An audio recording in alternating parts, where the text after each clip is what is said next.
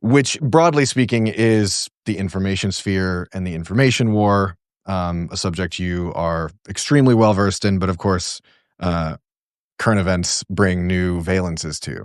So maybe in the interest of like bringing everybody along for the ride, if you could talk about briefly what you were trying to do in How to Lose the Information War, what are some of the things you were learning? And then let's start to kind of chart the post-2020 progression of the information war.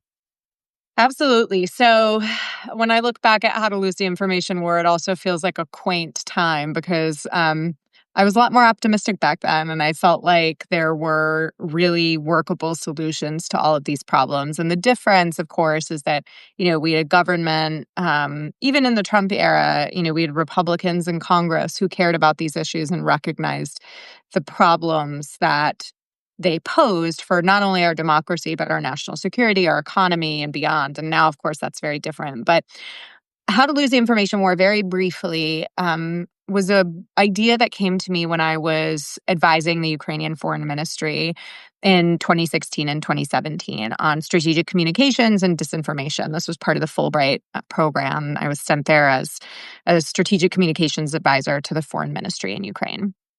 And during my year there, which was obviously a very consequential year, it was the year Donald Trump was elected and came into power for the first time, and the United States reckoned with what disinformation meant for its democracy and all of those other fields that I mentioned before, I really felt like we were focusing on the wrong things. Everyone's knee-jerk reaction early on was, oh, we'll just fact check, and like, oh, we'll just take the stuff off the internet. And that has never been a good approach, right? Like, everyone wanted to play whack-a-troll. But the problem is when you've got a very moneyed, very determined enemy like Russia or China or Iran or any of the many other countries who have now engaged in these online information operations, that's not going to work, right? You need to build up something a lot more that has more staying power in your society than just taking stuff off the internet. And also it's anti-democratic to do that, right? And so I looked around at what our allies in Central and Eastern Europe were doing. Countries like Estonia, countries like Ukraine, Czech Republic, Poland, Georgia. And what I found almost exclusively was the countries that were the most resilient, the most prepared to counter disinformation were those that had invested strongly in the human element, in giving people the tools they need to navigate an increasingly complex and polluted information environment. So information literacy, or as we were calling it back then, media literacy. And I've come to kind of dislike that term because it's not about the media, right? The media are part of the problem. As far as I'm concerned these days, it's about our entire information environment, which is not just about media as most people understand it. And so, that's what the book prescribes. It also goes through some some seemingly simple things that governments could do to address this problem, if only they cared. And some of them do. Ours certainly does not. And so we're in a moment now where many of the bodies that existed even back in 2017, 2018, 2019, when I was writing the book, have been unilaterally disarmed by the Trump administration. The Global Engagement Center at the State Department, the Foreign Influence Task Force at the FBI, parts of the Cybersecurity and Infrastructure Security Agency at the Department of Homeland Security, the Foreign Malign Influence Center at the Office of the Director of National Intelligence within the intelligence community. I mean, all of these bodies that had been created with the express purpose of countering foreign propaganda have now been dismantled because of lies about what they were doing. And one must assume because the Trump administration inexplicably harbors some sympathy or camaraderie with the Russians. They've been, many of these bodies were expressly told to stand down on countering Russian disinformation and cyber attacks before they were dismantled. So that's where we are. It's a beautiful place to be. So much amazing AI slop for us to just, feast on at the trough. Yeah. One thing I was thinking about that is, I think, markedly different from my view, and I'm curious to get your take on, is in the 2010s, mid-2010s, let's say, Russia, I mean, I hesitate, I don't want to fall into that trap of like, Ma Russia type of thing. Like, Russia was very strategic in their sort of information tactics, and those tactics succeeded sometimes. Yeah. The fact that they succeeded at all is literally and metaphorically sort of a coup. But this is not like rocket science. Like, disinformation is something that people have been, conducting for a long time, using the rumor mill to, inflame tensions. These are all things that are, they go back for as long as we've had language. What I feel like is happening now is that the playbook that Russia really refined for the digital age has now been adopted not just by other state actors, but by private actors as well. And so that kind of like whack-a-mole quality of like it's everywhere, kind of like flooding the zone at once. So one, is that your take? And two, what does that mean for us if it is? And if it's not, I guess what explanation for why it's not. Yeah. So when I was researching the book, I went in. I mean, the book is called "How to Lose the Information War: Russia, Fake News, and the Future of Conflict." Right? It's primarily a book about Russia, but everywhere that I went and I talked to folks, particularly in Poland, what I saw was that we were headed toward a very polluted information environment where it wasn't just foreign actors. Like, it's a little simpler to be like, we don't want Russians masquerading as Americans to influence our political discourse. But when you get into the point where, it's Rudy Giuliani sharing intelligence from what he calls intelligence, whatever the opposite of that is, from his sources in Ukraine that happen to be actual Russian intel officers that are using him as a mark, right? And he's sharing that on Fox News or on his Twitter account or whatever. That is a lot more difficult to counter because, unfortunately, God's people are going to go after me for saying that. But Rudy Giuliani has free speech, right? And we're going to defend his free speech. He's allowed to say those things unless he's defaming people, which he has been found guilty of. So that becomes more difficult. But also, Jesse, as you say, you've got incidents where anybody with a credit card and an understanding of targeting on the internet can really make things go boom. And they're aided and abetted by platforms that are essentially psychographically targeting us to keep us engaged online, constantly scrolling, constantly looking at ads, right? So they want the more enraging content because that's the more engaging content. And the people who play that game, I mean, look around us, even on the Democratic side of the aisle, the most successful influencers and media organizations are the ones that play the outrage game. There's a reason that Midas Touch been on their shows many times, right? I mean, the headlines of their videos often don't really match the tenor of the content. And the same is true for you used to work for Forbes sometimes, right? Or write for them? Yeah, I still do. Yeah. Yeah. So I remember when the most recent time I appeared in Congress, the headlines on the clips that they posted on their YouTube channel about my appearance were just like so far from reality. Like, Nina Jankowicz eviscerates, or like, Republican congressman claims that Nina Jankowicz is Goebbels. Actually, that was factual. He did do that, but but still, like, it's all caps and it's meant to drive that emotional response. So media organizations are playing the game too. And when you add all that together, you're right. It just feels like it's everywhere you look, especially with the addition of AI slop. It's just a losing battle. It's not just Russia. It's never been just Russia. And Russia isn't necessarily particularly good at this stuff. They just try really hard and they throw a lot of spaghetti at the wall to see what sticks. And we find them out more frequently because they're pretty sloppy. There's even some scholars who believe that they want to be found out, like that element of reflexive control, like, we're everywhere. Russians are lurking in all of your, online chat rooms and things like that. That motivates them, and that we should stop outing them when we find, curious little Russian operations. But it goes beyond Russia, as I like to say. It's for sure at this point, political parties are involved. There are folks who are doing it for a profit as well, selling, snake oil cures and subscriptions to podcasts. And that's just the economic and online infrastructure that we've created for ourselves willingly. We've bought into it. Damn. I feel like that's like a masterclass response. Thank you. I have more follow-up questions on that, but we have a question from Jerry in the chat that I think I understand, and maybe you understand on its face. So Jerry writes, we still haven't won the argument, disinformation, not censorship. So I think that's a semantic claim, but I wonder if you could speak to that. Oh, I certainly can.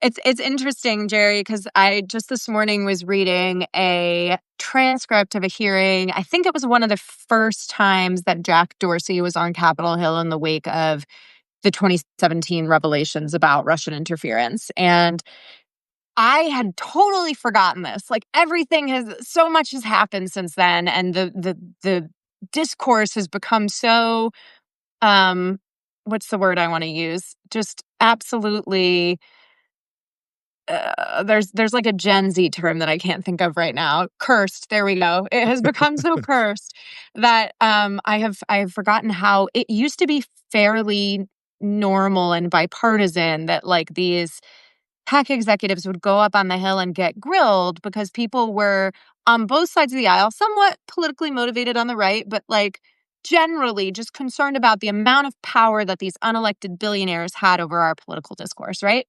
So Jack Dorsey was hauled onto Capitol Hill in 2018 because of a Vice News and Gizmodo article that claimed conservatives were being shadow banned on Twitter. Now, it turned out what actually was happening was some people's search results weren't showing some major conservatives when like in the autocomplete. It wasn't something like you couldn't find them. You just had to like type out their whole name. And this was, according to Twitter, because they were testing out new controls that would sort of depress in search results people who had a lot of spammy or abusive behavior surrounding their account. So like Jesse, let's say you sent out a tweet and then 25 people immediately retweeted you with abuse. Like that would be a signal to the platform that maybe we should depress that content a little bit because Twitter had a big old abuse problem, as we all know. Now, it turned out that 600,000 people had been depressed in search results, not just prominent Republicans, right? This hadn't been a scientific study that Vice and Gizmodo did. They were just like, Ronna McDaniel, I can't get her name to autocomplete in the chat box, right? And Dorsey expected, and in fact, the headlines on much of the coverage from that hearing said like, Dorsey faces prickly questions from Capitol Hill lawmakers. And I read it and I was like, I would love to see a hearing like this today. And I'm telling you this whole big backstory because the censorship claim is one that is old, right? It started back in 2016. It has been a pet project of President Trump's for now about 8 years. It resurfaces from time to time, but has been kind of at a steady drumbeat since 2022. And essentially, the claim is that anybody who does any sort of content moderation on the social media platforms, anybody who studies how disinformation or online harms more broadly thrive and make their way around the platforms, anybody who communicates about that. So if you're a researcher and you talk to a platform about your work, or if you're a platform and you talk to researchers about your work, or if you work in the government and you're studying some of this stuff, including foreign interference, and you talk to any of those people about it, all of that somehow is censorship, even though it is just people exercising their right to free speech, right? And the conservative argument, and I hate using that term conservative because it's mostly the MAGA folks, it's not traditional conservatives who are doing this. They're claiming that all of us researchers, the folks in government, the folks who have been at the platforms, we're all colluding to censor conservative content. And it's just like the ultimate gaslighting because we know that the most popular content online over and over and over again has been Joe Rogan, has been, Alex Jones and InfoWars, has been this enraging, engaging content that does so well on these algorithms that are fed by that engagement bait. And unfortunately, this is something that, as you know, has affected my life pretty severely because I was in government for a time and was working to create policy related to how DHS should counter disinformation. And I myself was called a censor. If you ask certain people, I've committed treason against the United States of America. And I'm making light of it right now as I tell you the Cliff Notes version, but folks should look up our conversation from, I guess, 2023 or 2024 it was. Yeah. it was really significant. It still has security implications on my life today, and I'm not the only one. So the question about Jerry's question about like how we haven't won the argument about disinformation versus censorship, absolutely not. There was just a documentary that some Brazilian journalists put together that came out a couple weeks ago that claimed that there is a massive censorship regime going on in the United States and that people like me are behind it. And it flies in the face of reality completely because as my group, the American Sunlight Project, tracks every week, the Trump administration has taken more concrete censorship actions than any other administration in recent memory. Everything they claimed that the Biden administration did, first of all, was false. But second of all, they're doing way worse stuff every day, and nobody seems to care.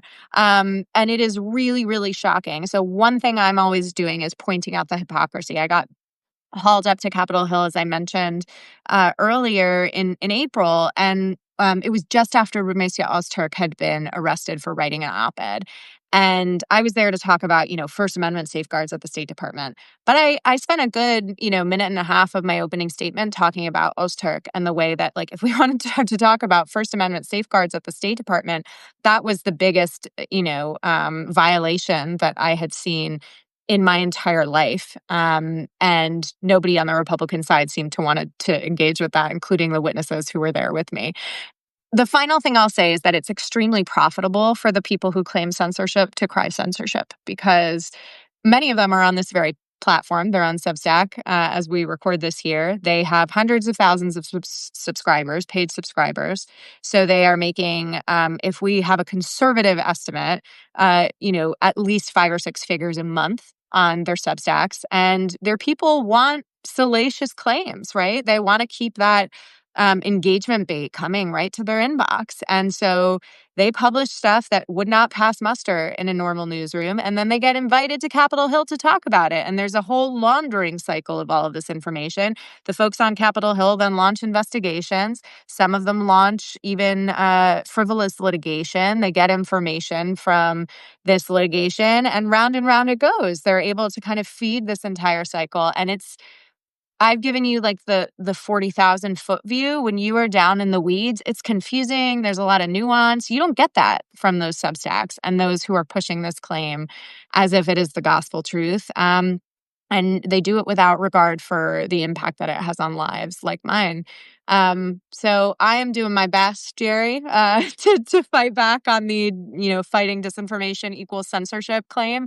As I talked about at the beginning, most of the things that are best practice in terms of countering disinformation have absolutely nothing to deciding whether information is true or false online. It's about giving people the tools they need to navigate the information environment. And for those that are saying, well, the platforms are making that decision, isn't that censorship?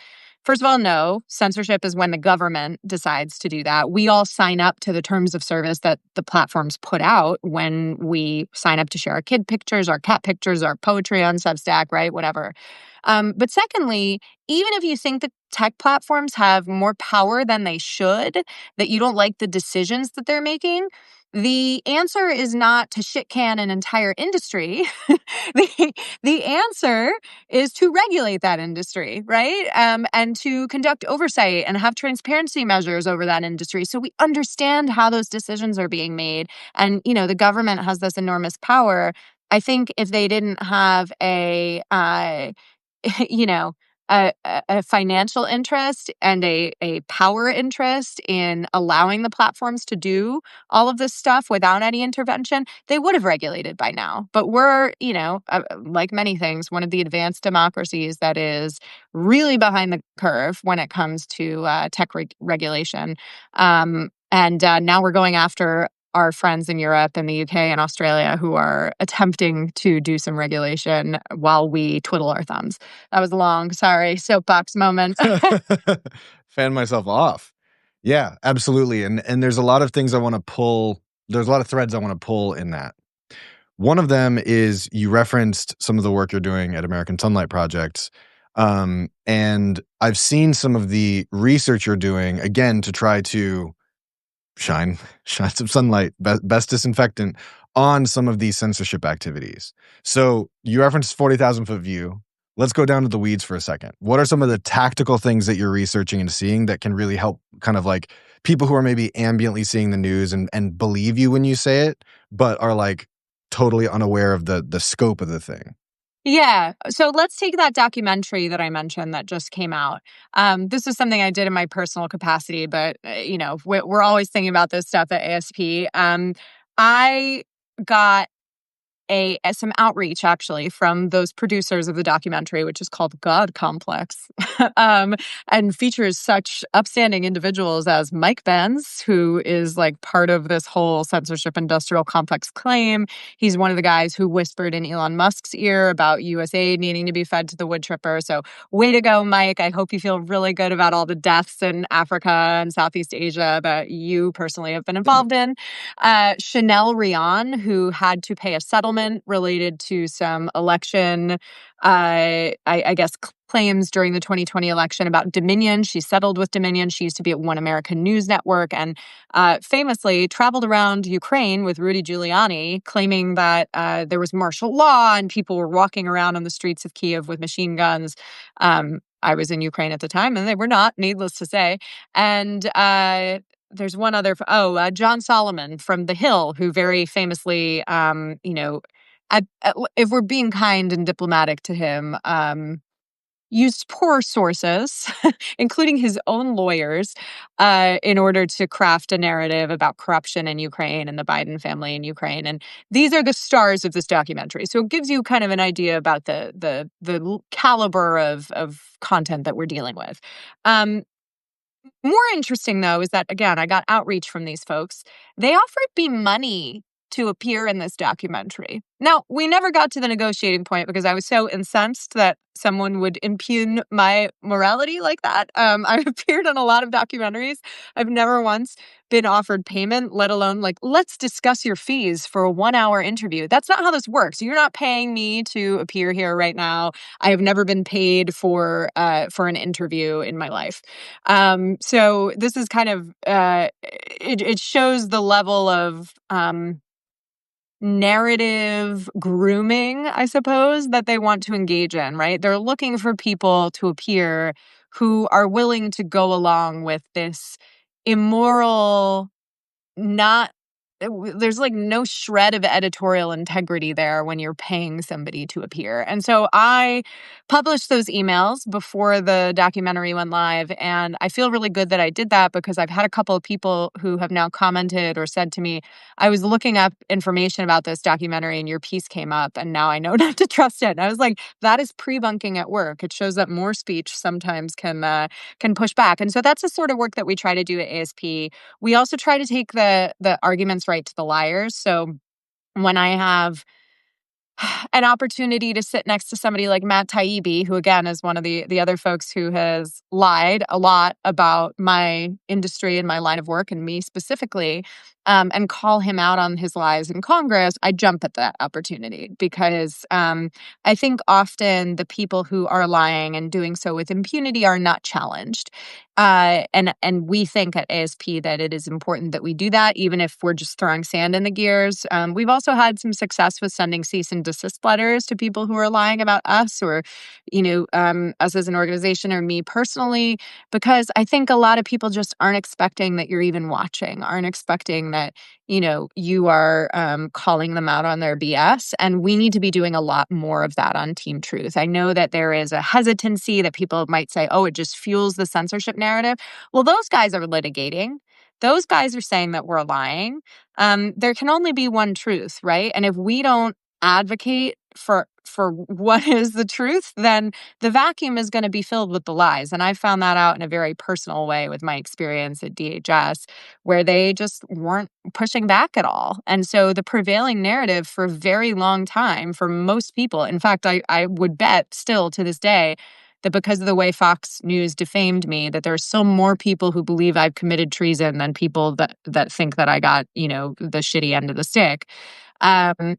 I mean, it's so important to push back, and that's part of what we do by, we say, increasing the cost of lies that undermine democracy. And that's through research, it's through advocacy, it's through education, just by, empowering people again to navigate this increasingly complex information environment. I feel like every time you ask me a question, I'm doing a 20-minute response. I should No, probably these are stop great. doing that. Please, please keep doing exactly this.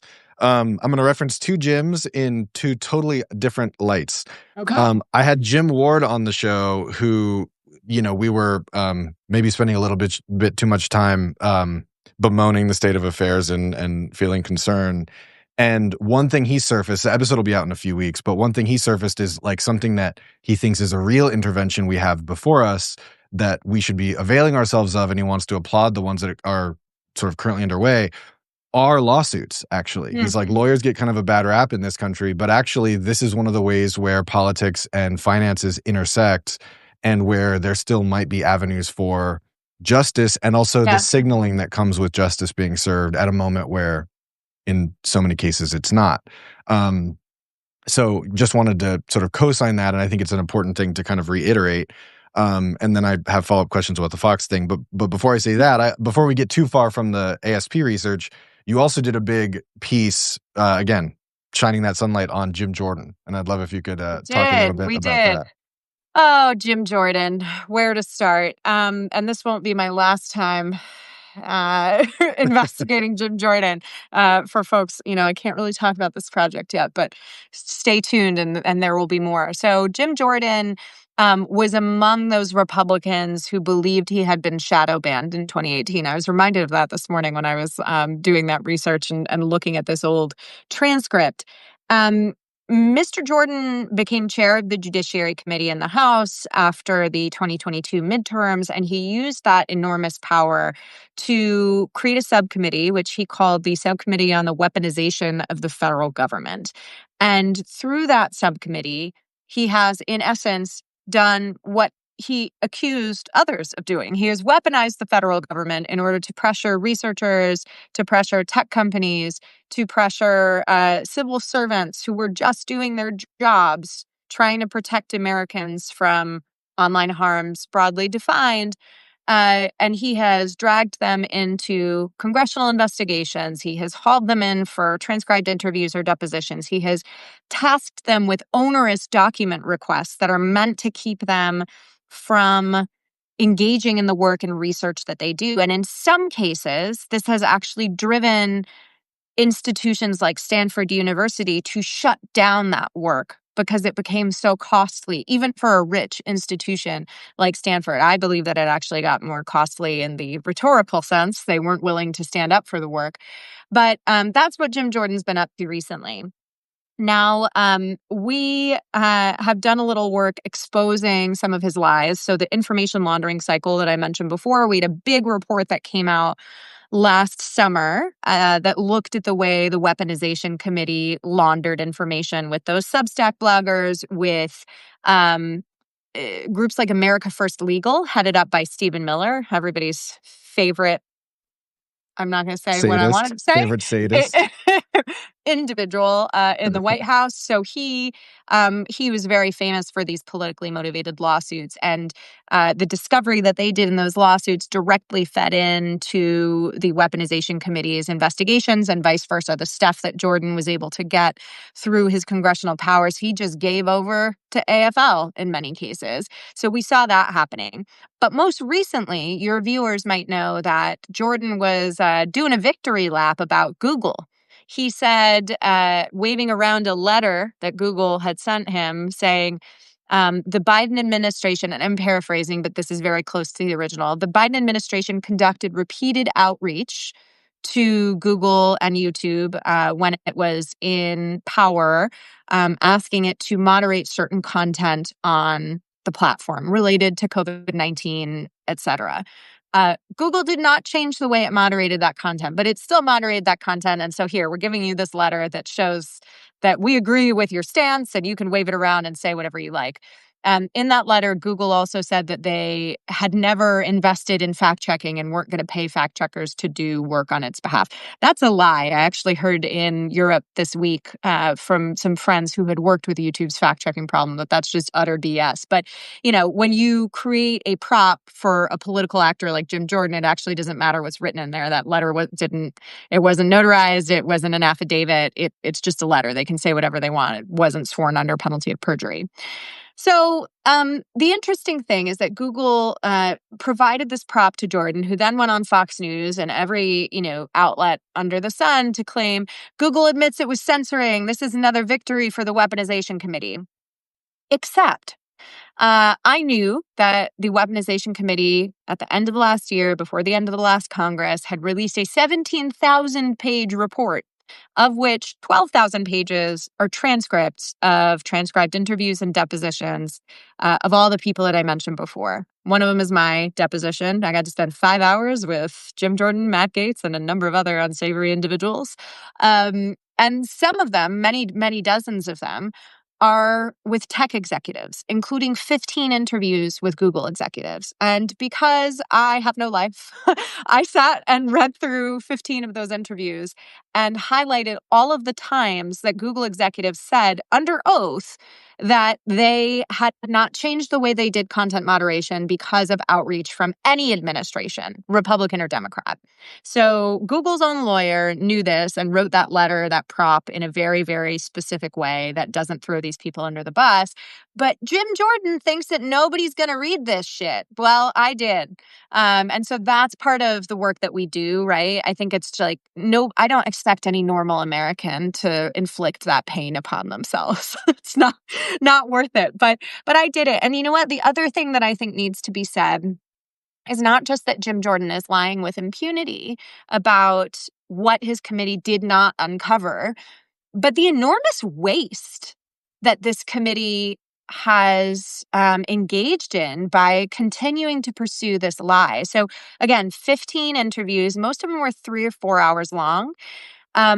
Generally, they were bringing in people who had absolutely nothing to do with the claims that they were making. There was even one incident where you could tell the Republicans really thought that they had somebody important. They thought they caught a big fish.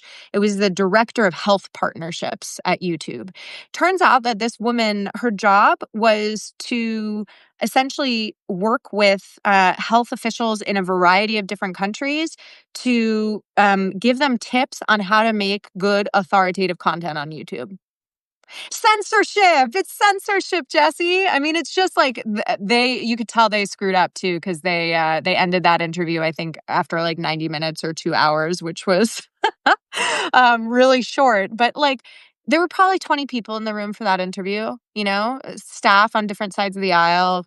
Sometimes members show up when they think that there's somebody important that they're interviewing. And that all costs taxpayers money. And they've done nothing except smear people, which is not the American way, right? So anyway, that's another way that we shine some sunlight and increase the cost of lies that undermine democracy. It's hard work, but somebody's got to do it, and sometimes it's very gratifying. I mean, yeah, taking morally justified shots at Jim Jordan has to feel good. We have a couple questions in the chat that I do want to get to, so I'm signaling to the folks who asked them that we will get to those. But there's a couple things that have come up that I want to make sure we get to, and time is limited. One, I was sorry to see that the Fox case was dismissed. Yeah. So just wanted to do, at the risk of sounding like a sports interviewer asking the player at the end of the game how the game went, just to see if you had any sort of follow-up thoughts or sort of things it signals in the broader environment, so on and so forth. Yeah. So for those that don't know, I sued Fox for defamation because they lied about me hundreds of times related to my appointment in the U.S. government as the executive director of the Disinformation Governance Board. Among other things, they said that I was going to be censoring people. There is pretty strong precedent in New York Times versus Sullivan that you can't defame the government. And I totally support that, right? The difference was that Fox wasn't defaming the government. They were defaming Nina Jankowicz. Every time they made these allegations about what the board was going to be doing, it was that Nina Jankowicz, the singing censor, the truth czar, the disinformation czar, was going to be doing this, and my picture was on the screen. They talked at length about my pregnancy, which, again, in and of itself is not defamation, but Tucker Carlson said things like, Nina Jankowicz is going to have the power to send men with guns to the homes of Americans with whom she disagreed. We had an uphill battle because of that, but also because essentially the time frame on the statute of limitations meant that when we filed our brief initially, some of those statements, some of the worst statements that were made early on, we weren't litigating over. But also, unfortunately, the court, the Third Circuit, believes that people understand Fox's coverage to be opinion, not fact. Along with the New York Times v. Sullivan, stance that they took, and I have another thing to say about that in a second. They say people know that Fox is hyperbolic, and other courts have decided this as well, including in the Stormy Daniels case that she filed against Carlson. That really bothers me because I can track the instances where I was mentioned on Fox in a defamatory way and I received death threats. In fact, the last time that Fox covered me by name was just this year when I was doing that congressional hearing. And I got one of the most violent threats I've ever received just this April because Fox decided to cover me, right? So people are clearly still incensed. They believe what Fox was saying was true enough to, in this case of this dude, he couldn't find my phone number online, but I'm an adjunct professor at Syracuse University. And so he called the dean of the school at Syracuse, where I teach, and left him a violent message for me, right? This is not a person who thinks that the coverage he's watching is opinion. So I'm worried about that, but also with the New York Times v. Sullivan standard about not being able to defame the government. Again, I think if we had gotten to discovery, we would have been able to show through Fox's communications that they made a very specific choice to focus their coverage on me. There's a reason they had my picture up or videos of me, and they showed them over and over. And they made up silly nicknames for me, right? It was because it made them money. It kept their viewers engaged.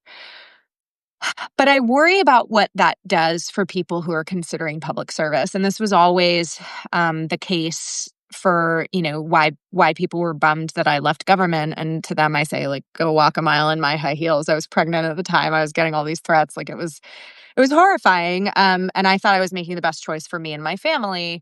But, like, if you can make shit up about anybody in the government, any person serving in the government, without any regard for the facts, and it changes the security situation that they're in for the rest of their life, who in their right mind is going to go into government? Who's going to go into public service? I was not even a Senate-confirmed appointee. I was a GS-15, which is, just below Senate confirmation, but, like, still, I wasn't that important. And they just decided to pick on me because it was a nice story for their audience. It was like, young, attractive woman, white woman, does silly things online sometimes. And this is a great way, like, we can just make fun of her and it's going to delight our audience.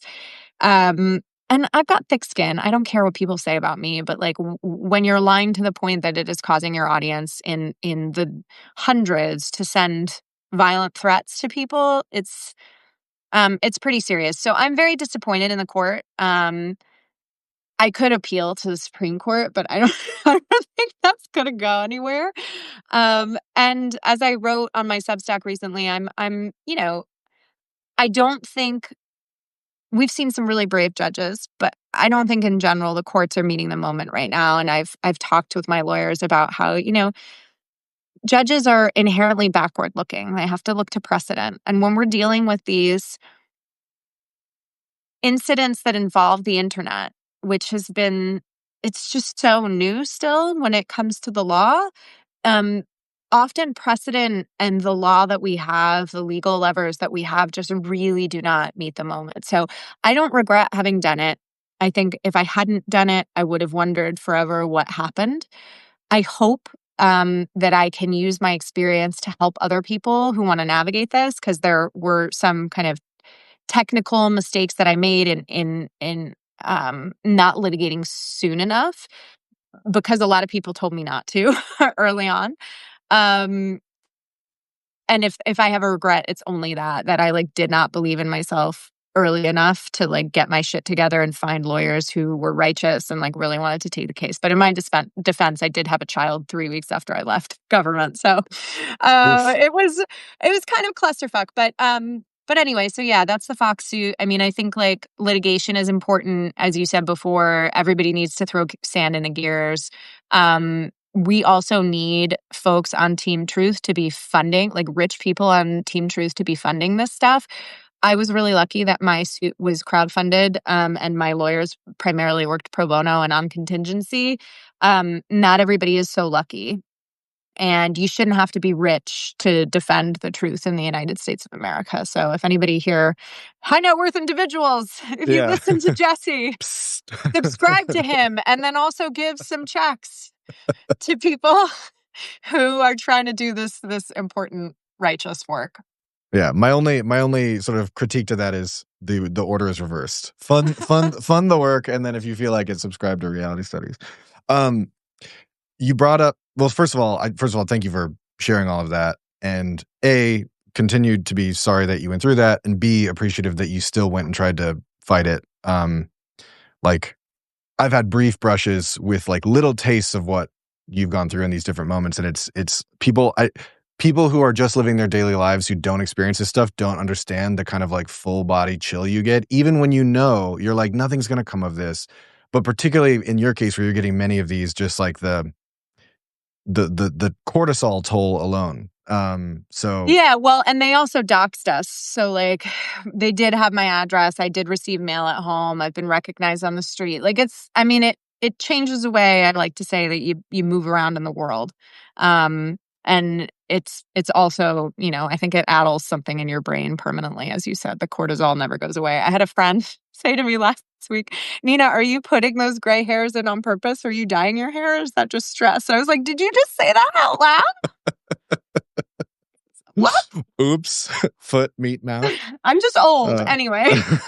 No, I've over the past couple years been finding grays in my beard and so I share the feeling. Anyway, again, conscious of time, one thing I really wanted to spend a little time talking with you about, and one of the comments, as you answer this, I'll scroll up and find the original question had to do with this, is another big difference between when you were researching and ultimately writing How to Lose the Information War and now is we have ubiquitously available generative AI. Yeah. So sketch for me the landscape of the information war with this new lens of AI. What's happening? What do we need to be cognizant of? All of it, or as much of it feels relevant. Oh, there's a lot to tap into there. So the first thing I'll say is that in terms of adversarial usage of AI, if there's a great infographic from a friend of mine at the Ukrainian company Let's Data, and she's got on one hand information operations in 2016. A building full of people, a lot of different subject matter experts, people who do graphics and video, people who speak languages, like all of these people creating the content that was part of the Internet Research Agency. To do that same work in 2025, you basically just need a large language model and an image generator, especially with Sora, which we've been seeing misused over the past couple of weeks.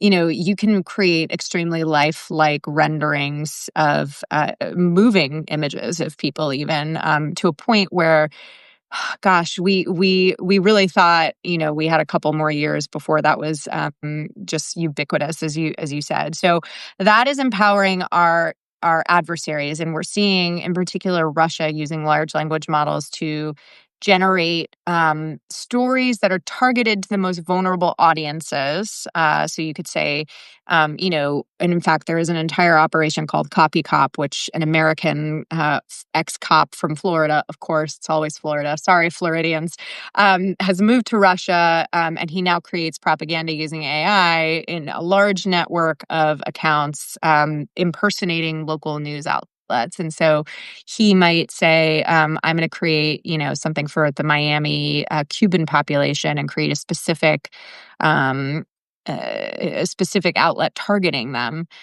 using AI. And he's able to do that at such volume that A, it's hard to track, and B, people just really buy into it quickly, right? Like, because he's able to generate this kind of body of work, and they're like, oh, this looks like a legit website. So that's happening. More broadly than that, though, the I would say the most severe harms of generative AI are still harms that are targeted toward women, whether that is deepfake pornography, or as the community likes to call it, either non-consensual intimate imagery, deepfake generated non-consensual intimate imagery, or deepfake sexual abuse, which kind of underlies the actual problem there. Pornography, of course, is consensual if it's real pornography. And that's the difference that people want to highlight. A couple of years ago, 98% of most deepfakes on the internet were non-consensual deepfake porn. I'm sure that has gone down slightly as, more information and content has been generated that isn't pornography, but it's still the vast majority of it. So ASP did a study where we found 4,000 ads that were advertising non-consensual image generators where you could remove someone's clothes, being advertised in a way that was not compliant with EU law within the European Union. We also found that 1 in 6 members of Congress, let me rephrase that. 1 in 6 women in Congress have deepfake porn that has been created of them. Only one guy in the entire 535. So it's a huge problem. And then when you look at things like the Tilly Norwood AI-generated actress, or even just recently Sam Altman saying that he was going to give people erotic chatbot pals.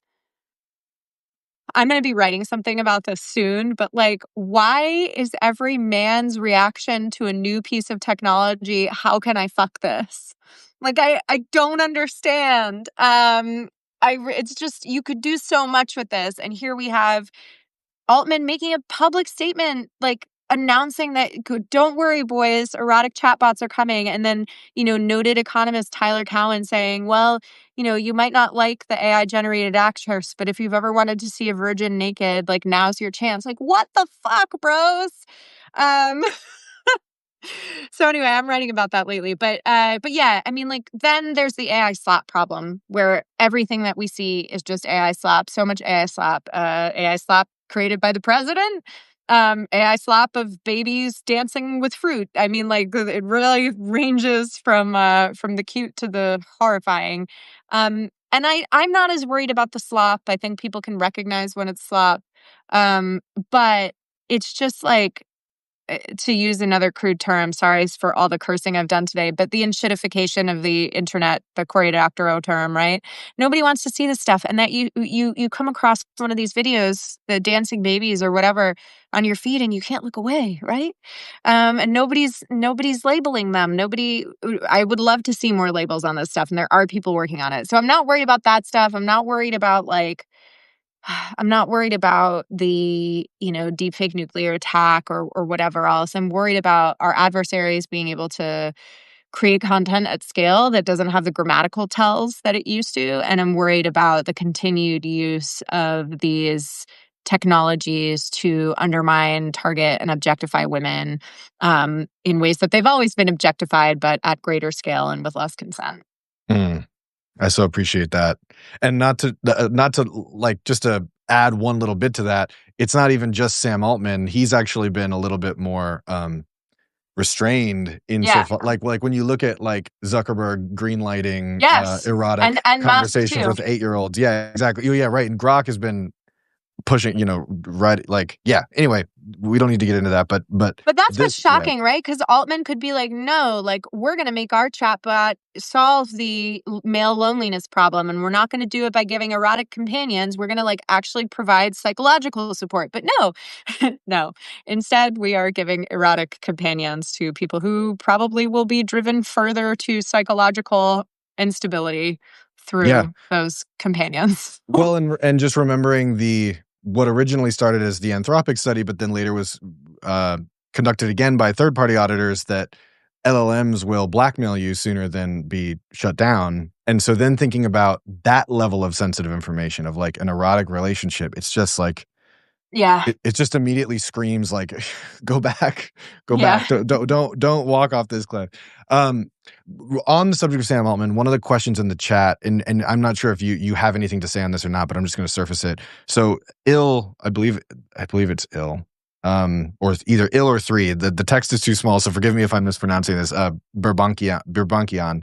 WorldCoin Foundation's proof of personhood aims to curb AI slop and disinfo. Could this be democracy's digital shield? Do you have any thoughts on that? So a lot of people throughout this long journey that we've been on have said if only we had like digital identity where we were able to confirm that this isn't a bot, or in this case the question is, this isn't AI slop. So I think that with AI slop, watermarking is potentially a more workable solution. Digital personhood scares me as somebody who's worked with democracy activists and has, continues to work with people who require online anonymity to do their work. I used to work with activists in Russia and Belarus, some of whom never wanted their real information to be shared publicly, certainly would not trust any tech company to take that information and hold on to it safely.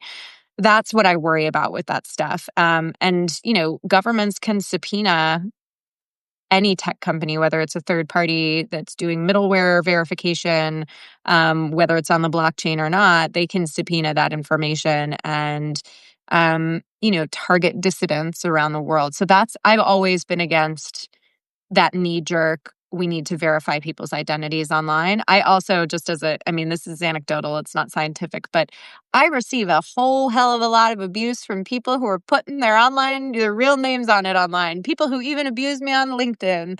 Wow. So, yeah, and I enjoy sometimes outing them to their employers.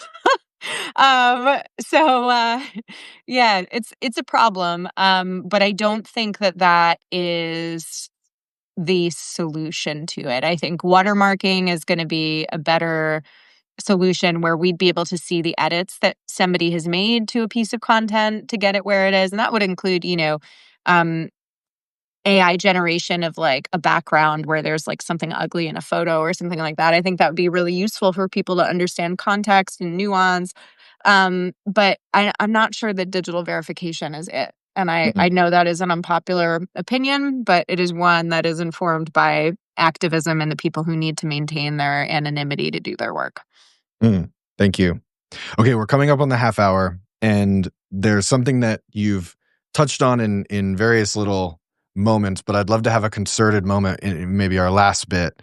We've talked about a lot of depressing things, and this is not my like give us some hope. It's more, what are strategies people should be thinking about in their daily lives, in their work, in their social media participation, to get back to forms of truth.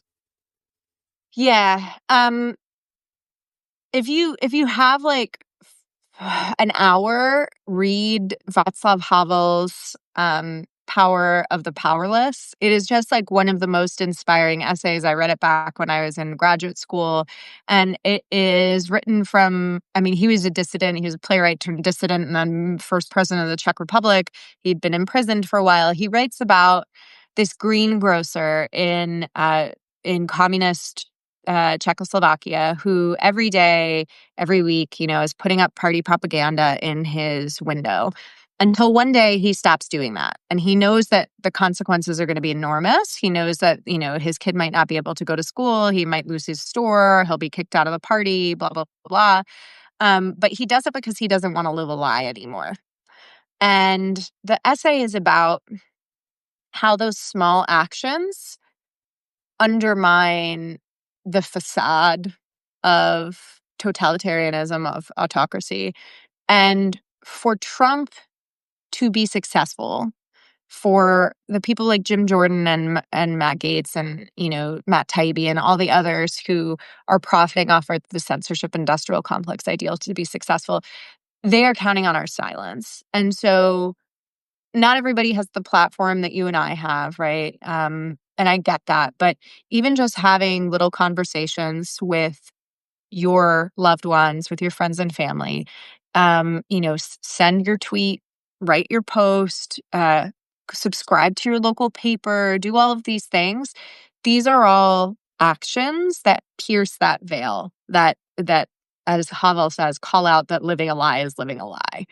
And I think we all just need to remind ourselves that it doesn't need to look like, some heroic action of standing in front of a tank, or confronting an ICE officer to be important. All of those little actions are just as important. And in fact, they show people that something else is possible. And that's action that gets built upon as movements to resist autocracy kind of grow and flourish. So that's what I've been reminding myself. And as you and I were talking about, I think before we went live, like, you got to sometimes put your own oxygen mask on before helping others. So this is hard work. It's a difficult time right now. Again, I feel like it's kind of silly to say out loud, but I'm trying to practice what I preach on this too. Like, self-care, it can be a radical act, because you're no good to our democracy if, like, you have too much PTSD to function, and that's coming with somebody who definitely has some PTSD herself, right? So, like, take care of yourself, do things with your family, your friends, have hobbies, garden, go to book club. All of that is just as important as showing up to protest, or yelling at. I saw somebody yelling at Ted Cruz at the airport on social media. I was like, yeah, that's awesome. All of that is so, so important. Don't undercut that. Amazing. Well, Nina, this was jam-packed. Thank you so much for being on this Substack Live. Is there any stuff coming from either you personally, you referenced you're working on some articles, or American Sunlight Project to call out before we wrap? Every week we put out our last week in censorship, where we chronicle the last week of censorship activities from this Trump administration. We have stuff to report every week. I will have a new project that I am announcing in the new year, so keep an eye out for that. And subscribe to my Substack, subscribe to ASP's Substack, subscribe to Jesse's Substack.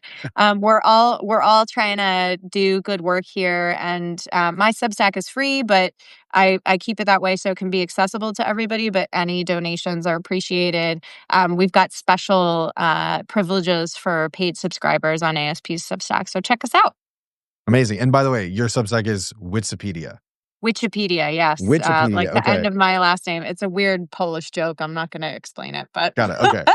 Just want to make sure we said it. Okay, good to know. Yes. All right, Nina, thank you again. This has been great. My pleasure, Jesse. Thank you. Right, see you soon. Bye-bye.